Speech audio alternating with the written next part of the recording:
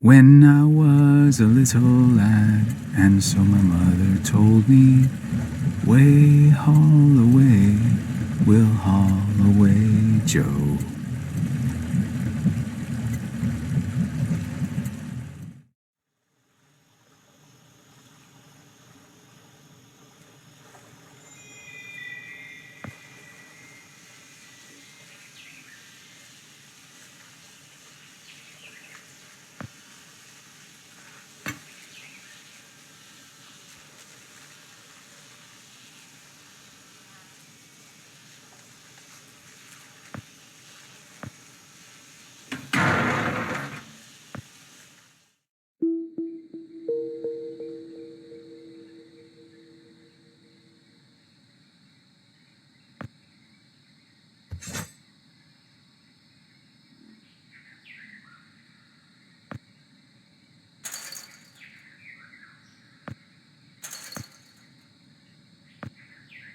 Ah! What the?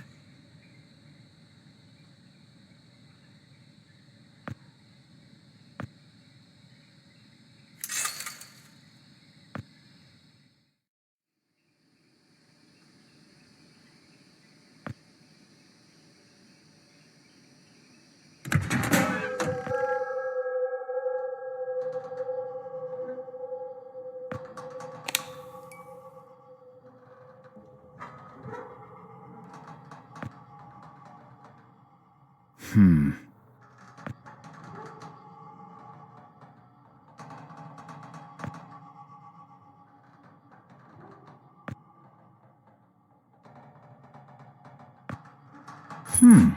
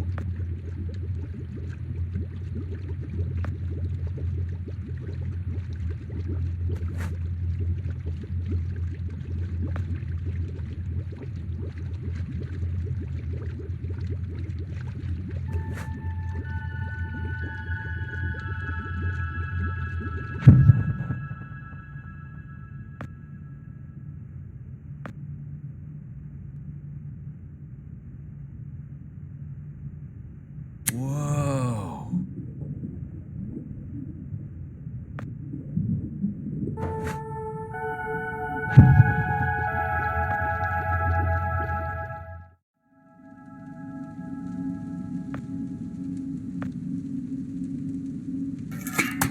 Far out.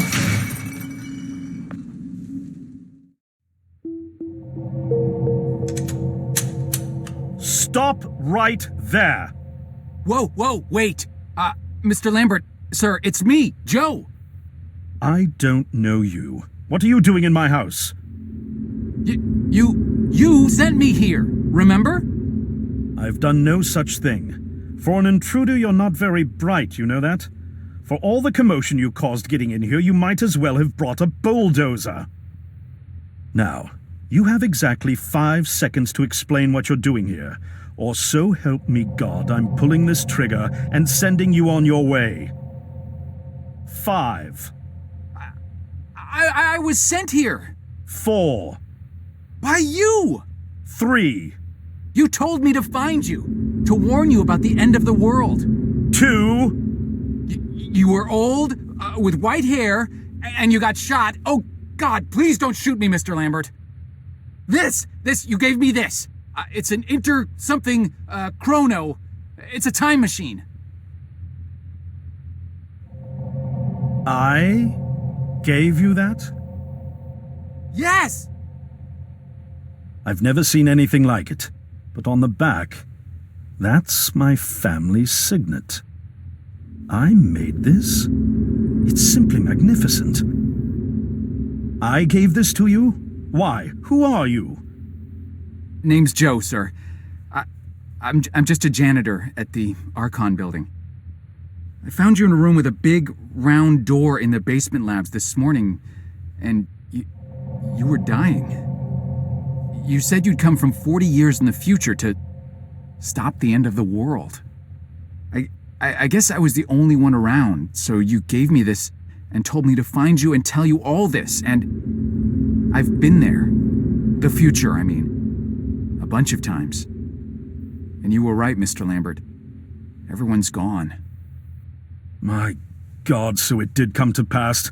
They really did it, those greedy goddamn bastards. I told them this would happen. Wait, I was dying? How? You said you've been shot. I had to actually find you at the morgue to get this address. Shot? By whom? No, wait. Don't say anything else. You succeeded in finding me, which means anything you tell me from this point on could alter the course of action that brought you to my doorstep. The less I know, the better. So, you've seen the future. What did you see? It's like a bad dream, sir. Everyone's gone. Buildings are coming apart. It's all just quiet. What happened, Mr. Lambert? It is Dr. Lambert. And considering all the effort you just went through to find me, not to mention bearing witness to the horrific outcome of the biggest breakthrough in the history of science, I suppose I owe you some kind of explanation.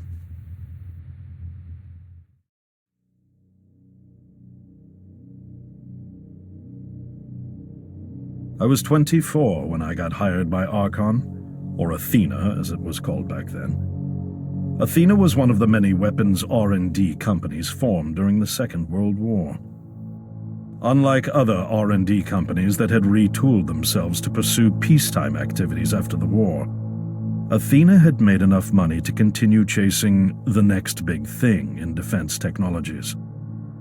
They were betting the farm on post-war Soviet expansion, raising the level of government paranoia to create a lucrative market for esoteric weapons research. I'd say they made the right bet. Still a theoretical physicist at MIT, my thesis on the possibility of time travel via dimensional membranes got published shortly after I was hired in 1961. Company heads were so impressed, they gave me a team and a budget. Development exceeded even my own expectations, and after only 6 years, we had the first primitive version of the time machine up and running.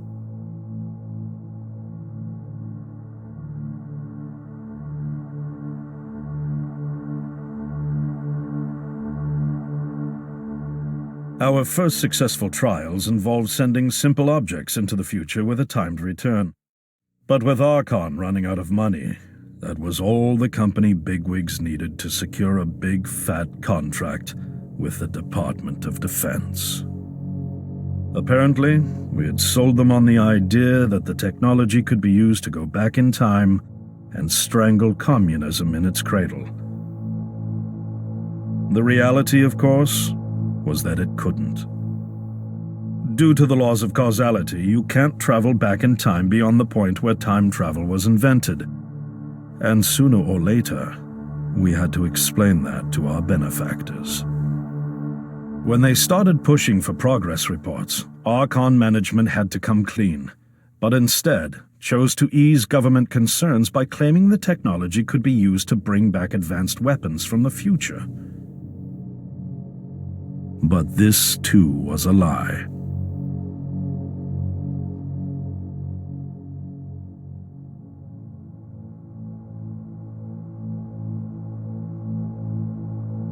At this point, we'd already had our first of many human trials, and we knew there would be no weapons.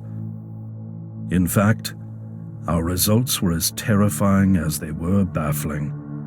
Time pilots returned frenzied and confused, raving about empty streets and human remains. At first, we assumed the city had suffered a Soviet attack in the near future and had been evacuated as a result.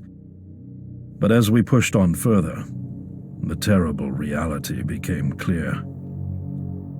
Time pilots started returning fatally ill, dying within a day or two from painful convulsions. Some never returned. We lost several pilots, machine prototypes, and other equipment. When the first contamination erupted in the lab, we were completely unprepared, losing 3 lab technicians to what we later identified as an incredibly aggressive airborne virus.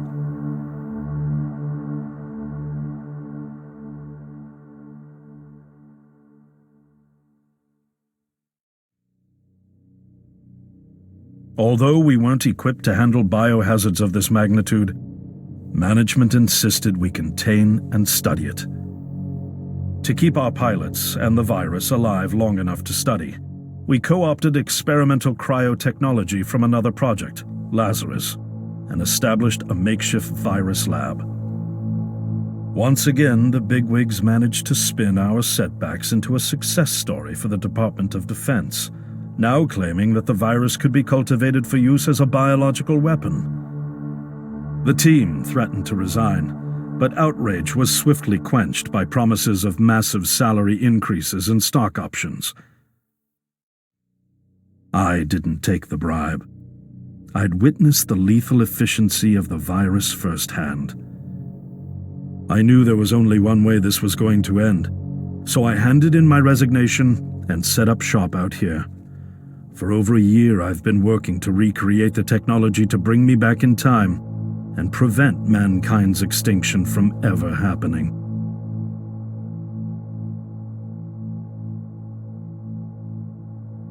And now you're here, the harbinger of doom at my doorstep, wearing a boiler suit. Who could have imagined that Judgment Day would begin like any other Monday in May? In any case, unfathomable as it may be that you were able to bring this information to me, knowing is only half the battle. Preventing the outbreak will require more than just your tenacity. Me? Wait, what? Yes, I'm afraid I must rely on you one more time. You must go back to Archon and prevent the outbreak. No, that's, I mean, I'm really honored and everything, but... Believe me, you're the last person in the world I want to entrust with this, and I mean that quite literally. But by this time tomorrow, the entire city will have succumbed to chaos, panic, and death. You're here now, and you're all I've got. Wait, but what about you? Can't you fix this, Doc? Don't you have a plan? I can't go myself, because that would break the law of causality. The only reason you are here to warn me now is because I was there to send you. And the only reason I was there to send you is because I was able to bring my work to fruition here. But... We've no time to waste. It's the only way. You told me you found me this morning, correct? Yes, but... That means I failed to stop it, and the outbreak has already begun. The time pilot for today's trials must have brought the virus back from the future, which then somehow got out of the containment chamber and spread. That pilot is Patient Zero. I need you to destroy the supercomputer system controlling the time machine. All the research data is stored there too. You must destroy it before the time machine departs. I'm reconfiguring your device to send you back 1 day earlier. This should allow you ample time to return to Archon and get inside. On the other shore from here, about 500 yards down the road, is a rest stop. You'll find a van there, fueled and ready to go. Oh, I already have a ride. Which won't be there yesterday, you ninny. Now stop interrupting me. One last thing, and I need you to listen carefully because this is very, very important. Make sure you do not meet the earlier version of you. Why? What will happen? No one knows for sure. It's one of the conundrums not yet accounted for. There are theories, of course. None of them pleasant. Now, let's get you ready.